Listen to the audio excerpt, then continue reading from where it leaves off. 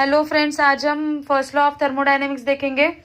Hope आपकी पढ़ाई अच्छे से चल रही है, आप अच्छे से नोट्स निकाल रहे हो। लॉकडाउन के कारण किसी एग्जाम की सब एग्जाम्स पोस्टपोन हुई है, किसी एग्जाम की डेट डिक्लेयर नहीं हुए तो फ्रेंड्स लाइटली मत लेना, क्योंकि लॉकडाउन खत्म होते ही सब एग्जाम्स की डेट रिलीज होगी। और तो अब हमारे पास प्रिपरेशन के लिए टाइम नहीं होगा, तो this is the golden chance, इसको यूटिलाइज करो। जो पूरा टाइम है उसको पूरा यूटिलाइज करो। और हमारे सॉम के भी लेक्चर सीरीज चल रही है, उसकी भी लिंक मैंने नीचे दी है। थर्मोडायनेमिक्स की लेक्चर सीरीज चल रही है, वो रेफर करो। इन सब्जेक्ट्स की नोट्स मैंने अब हमारे टेलीग्राम चैनल पे अपलोड की है, तो वो आप वहाँ से डाउनलोड कर सकते हो। तो चलो अभी देखते हैं आज का topic. First law of thermodynamics. तो first law is about conservation of energy. The first law is also called as law of conservation of energy. अभी कंजर्वेशन ऑफ एनर्जी का लॉ क्यों कहते हैं इसे? कि इस लॉ में एनर्जी कंजर्वेशन का जो प्रिंसिपल है वो एक्सप्लेन किया है। तो हम देखेंगे कि what is explain in this law. The law tells that energy can not be created nor destroyed. Energy create नहीं हो सकती, नई एनर्जी हम क्रिएट नहीं कर सकते, ना ही उसे पूरा डिस्ट्रॉय कर सकते। We can only convert it from one form to another form. It can be only converted. We cannot create energy, we cannot destroy energy. It is only converted in one form to another. Now what is one form to another form? ये क्या होता है? तो energy के different form होते हैं, जैसे कि हीट एनर्जी है, वर्क है, पोटेंशियल एनर्जी है, केमिकल एनर्जी है। ऐसे एनर्जी के डिफरेंट डिफरेंट फॉर्म होते हैं। तो अगर जैसे मैं किसी एक केमिकल रिएक्शन परफॉर्म कर रही हूँ, तो हम केमिकल रिएक्शन परफॉर्म करते थे कॉलेजेस में। तो जब केमिकल रिएक्शन परफॉर्म होता है तो उसमें से कुछ हीट मिलती है, एक्सोथर्मिक रिएक्शन में हमें हीट मिलती है। तो what we are doing, we are converting chemical energy into heat energy. Heat और वर्क भी they are also a form of energy. Heat और वर्क भी एनर्जी के ही फॉर्म है। और पोटेंशियल एनर्जी, केमिकल एनर्जी और बहुत mechanical energy, various, these are the different form of energy. तो जब कोई हम एक्सपेरिमेंट परफॉर्म करते हैं, एक्सोथर्मिक एक्सपेरिमेंट, एक्सोथर्मिक मतलब क्या? जिसमें हम हीट रिलीज करते थे, ऐसा एक्सपेरिमेंट। ऐसे इसमें हम क्या करते हैं, we convert chemical energy into heat energy. ऐसे हम अलग अलग फॉर्म में बस एनर्जी को कन्वर्ट कर सकते हैं, लेकिन हम उसे तैयार नहीं कर सकते। एनर्जी को नई तरीके से हम तैयार नहीं कर सकते। अभी यहाँ पे हमने देखा कि हीट एंड वर्क, थर्मोडायनेमिक्स में हमें सबसे इंपॉर्टेंट ये दो चीजें हैं, heat and work. Whole thermodynamics is depend on heat and work. तो इसमें हीट जो होता है इसे हम लो ग्रेड एनर्जी कहेंगे। हीट क्या होता है? लो ग्रेड एनर्जी होता है। और वर्क जो होता है वो हाई ग्रेड एनर्जी होता है, हाई ग्रेड एनर्जी। अभी why this is called as low grade and why this is called as high grade? तो हीट को अगर हम किसी चीज को हीट सप्लाई कर रहे हैं, तो we can not convert heat into whole heat into the work. मतलब अगर मैं 50 जूल हीट सप्लाई कर रही हूँ किसी चीज को, तो मैं पूरा उसमें से अगर मैं वर्क आउटपुट ले रही हूँ तो मैं पूरा 50 जूल मुझे वर्क आउटपुट नहीं मिलता। Practically I get less than 50 kilo joule. Practically I get output less than 50 kilojoule. So this energy is called as low grade energy. But if I am supplying work to anything, मतलब अगर if I am supplying 50 kilojoule of work, then I can 50 kilojoule of work, then I can convert this whole work into heat. मतलब work को मैं पूरा, जितना मैं work दे रही हूँ उतना मुझे आउटपुट मिल रहा है। ऐसे इस सिस्टम को हम क्या कहेंगे, ऐसे एनर्जी को हम क्या कहेंगे, हाई ग्रेड एनर्जी। और हीट में क्या हो रहा है, मैं 50 किलो जूल हीट दे रही हूँ लेकिन मुझे मिल रहा 50 किलो जूल से कम है, इसलिए इस सिस्टम को हम क्या कहेंगे, we will call this as low grade energy. तो ये एनर्जी के टाइप्स है, एंड ये ध्यान में रखना है कि we can only convert one form of energy into another form. Now we will see the first law for closed system. हमने देखा closed system, open system। अभी सबसे पहले हम closed system के लिए first law देखेंगे। तो if this is any system, let this be system, I am giving heat Q to the system and the system is giving this work output W। अगर मैं Q amount of heat system को दे रही हूँ और W amount of work मुझे system दे रहा है, तो मैं एनर्जी कन्वर्जन में कितनी एनर्जी दे रही हूँ? Q एनर्जी दे रही हूँ। मुझे एनर्जी मिल कितनी रही है? How much amount of energy I am getting? W। I am giving Q, I am getting W, so I will take W is going from out of system। हमने अभी sign convention में देखा कि work given by system is taken as negative, so we will take this as negative, and this some energy will be stored in system will store some energy while giving this work। practically system will store some energy, whole heat is not converted into work, कुछ energy system store करेगी। तो this change in energy, तो मैं इसे भी minus sign दूंगी, क्योंकि इसके रिस्पेक्ट में, Q के रिस्पेक्ट में ये अगर Q पॉजिटिव होगा तो ये निगेटिव आएगा, इसलिए मैं, तो इनका जो एडिशन है, ये जो Q minus W minus delta E है, उसका value should be equal to 0। Why? Because energy is only converted from one form to another। यहाँ पे हीट से इंटरनल एनर्जी में और वर्क में कन्वर्ट हुआ है, and we cannot create it, मतलब हम उसमें ऐड और सब्ट्रैक्ट नहीं कर सकते, इसलिए इसका एडिशन क्या होगा? 0 होगा। We are only converting it from one form to another. अभी मैं ये एक सिस्टम ले रही हूँ, अगर मैं इसमें मोर नंबर ऑफ इंटरेक्शन लूंगी, जैसे कि अभी Q1 अमाउंट ऑफ हीट आ रही है, यहाँ से Q2, यहाँ से W1 वर्क, यहाँ से Q3, यहाँ से हीट भी जा रही है बाहर, ऐसा अगर सिस्टम है, यहाँ पे W2, और this is change in internal energy delta E, system में एनर्जी चेंज आया वो, तो क्या होगा? जो कंपोनेंट सिस्टम के अंदर आ रहे हैं, मतलब ये Q1 है, Q2 है, इन्हें हम क्या करेंगे? पॉजिटिव साइन देंगे, Q1 प्लस Q2, एंड जो कंपोनेंट सिस्टम के बाहर जा रहे हैं, मतलब Q3, W1 and W2 will be our negative component. System के रिस्पेक्ट में ये क्या हो गए? निगेटिव कंपोनेंट्स हो गए, माइनस Q3 बाहर है, Q3 का एरो दिखिए, इसलिए ये माइनस आएगा, minus delta E, minus change in energy, delta is what? Our change in internal should be equal to 0। ये हमें क्या फर्स्ट लॉ ऑफ थर्मोडायनेमिक्स बताता है कि जो एडिशन है हीट का, एनर्जी का सिस्टम के साथ, उसका वो क्या होना चाहिए? 0 होना चाहिए।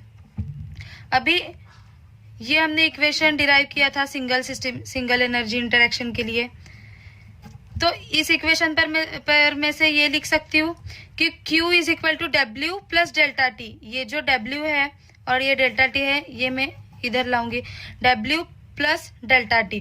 तो ये हो गया एक इसके लिए, अगर मैं एक हीट प्रोवाइड कर रही हूँ और किसी एक चीज से वर्क निकाल रही हूँ, तो पर फॉर मल्टीपल वर्क, ये जो हमने मल्टीपल वर्क का ये देखा, एग्जाम्पल देखा, उसमें क्या होगा? समय मल्टीपल के लिए मैं समेशन करूंगी, Q1, Q2, Q3, W1, W2, W3 सबका मैं समेशन करूंगी, हीट का भी समेशन करूंगी, वर्क का भी।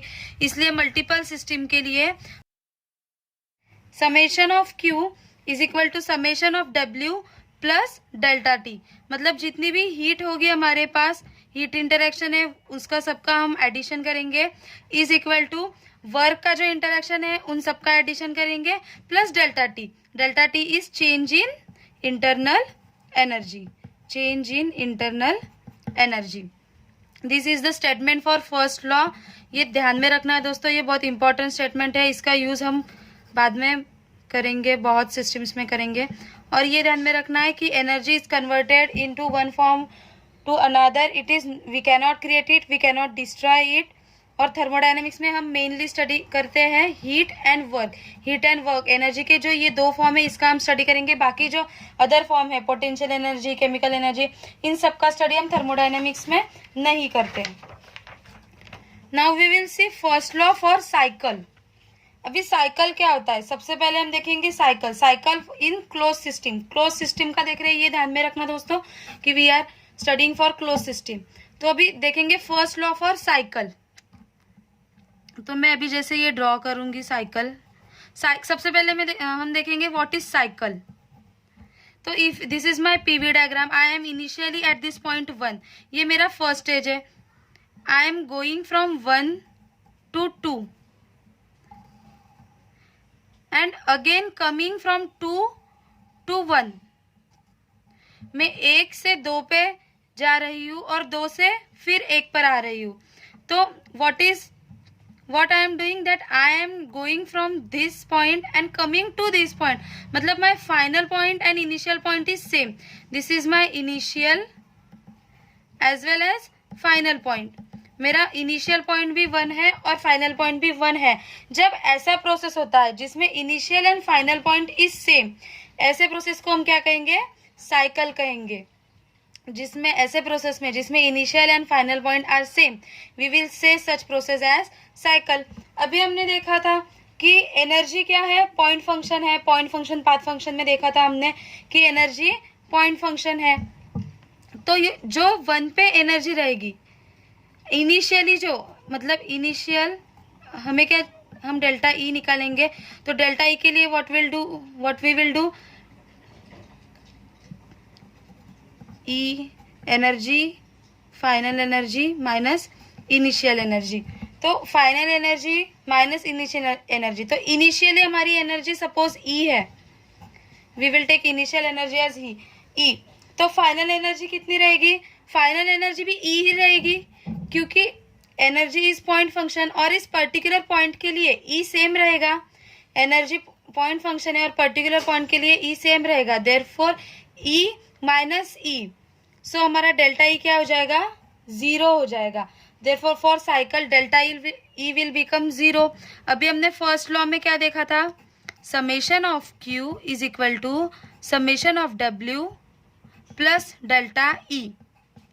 पर साइकिल के लिए delta E will become 0। Therefore for a cycle summation of W is equal to summation of Q. Summation of W is equal to summation of Q. जब हम साइकिल की बात कर रहे हैं तब summation of W will be equal to summation of Q. Now और एक नोट है दोस्तों, ये याद में रखना कि when we study about isolated system, हमने फर्स्ट लेक्चर में देखा था कि व्हाट इज आइसोलेटेड सिस्टम, जिसमें एनर्जी चेंज नहीं हो रहा है, ऐसे सिस्टम को हम क्या कहेंगे, isolated system.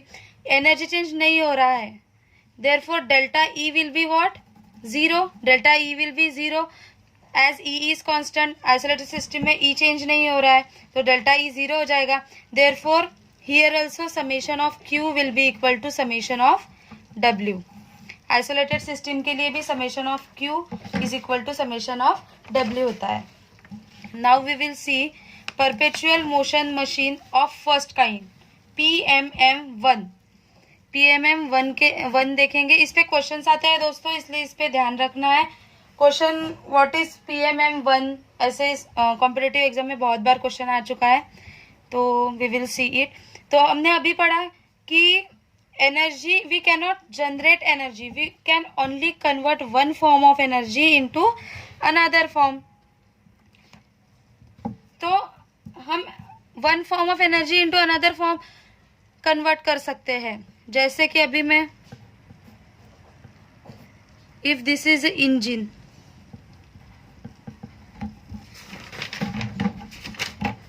and I am giving this heat Q to this engine and then I will get work W। मतलब जब मैं ये हीट इसको प्रोवाइड कर रही हूँ then only I am getting work, means it is converting heat into work। लेकिन अगर मैं यहाँ पे हीट नहीं दे रही हूँ and I am getting work, ऐसा पॉसिबल है क्या? I am not giving here heat, हम हीट नहीं दे रहे हैं लेकिन हमें वर्क मिल रहा है, ऐसा possible? This is not practically possible. But PMM1 machine यही कहता है, PMM1 मशीन में ये पॉसिबल है because it violates the principle. What is PMM1? The machine which violate the principle of conservation of energy. मतलब जो थर्मोडायनेमिक्स का first law है वो वायलेट कर रहा है, इसलिए इसका नाम क्या है, PMM1। थर्मोडायनेमिक्स का जो फर्स्ट लॉ है वो वायलेट करेगा, इसलिए इसका नाम है PMM1 and PMM1 is impossible. This ऐसा पॉसिबल है क्या कि यहाँ से हम कोई एनर्जी नहीं दे रही है, लेकिन we are getting here work. किसी इंजन में पॉसिबल है हम यहाँ से कोई हीट एनर्जी नहीं दे रहे and we are getting work. और ये ऐसा पॉसिबल है कि अगर मैं किसी मशीन को वर्क प्रोवाइड कर रही हूँ, किसी मशीन में अगर मैं वर्क प्रोवाइड कर रही हूँ और यहाँ से नथिंग आई एम गेटिंग, ये भी पॉसिबल चीज़ नहीं है। अगर मैं किसी चीज़ यहाँ से किसी मशीन को, अगर हम किसी बर्तन को हीट करेंगे तो we will get heat energy, मतलब अगर उसमें की उसके अंदर की जो चीज़ रहेगी वो गर्म होगी। ऐसा होगा क्या कि किसी चीज़ को हम हीट प्रोवाइड कर रहे हैं और उसके अंदर की चीज़ है वो ठंडी रह जाएगी? नहीं होगी। Why? Because energy can be converted from one form to another, it is not destroy. ना हम इसको डिस्ट्रॉय कर सकते हैं, ये जो W वर्क है ये हमें आउटपुट में मिलेगा ही मिलेगा। और ये अगर हमें कुछ वर्क चाहिए, इन केस ऑफ इंजन अगर हमें कुछ वर्क चाहिए तो हमें यहाँ पे क्यों हीट देना ही पड़ेगा। लेकिन PMM1 में क्या हो रहा है, इसका उल्टा हो रहा है। Here we are getting work without providing any energy and here we are providing work and we are not getting anything. So such machines, such systems are called as perpetual motion machine 1, जो violet कर रहे हैं first law को, violet कर रहे हैं law of conservation of energy को violet कर रहे हैं। ऐसे इसको हम क्या कहेंगे, PMM1। इसको इग्नोर मत करना दोस्तों, ये इस पे क्वेश्चन आता है, डायरेक्ट क्वेश्चन भी पूछ सकते हैं कि व्हाट इज PMM1, तो इसको अच्छे से पढ़ना है।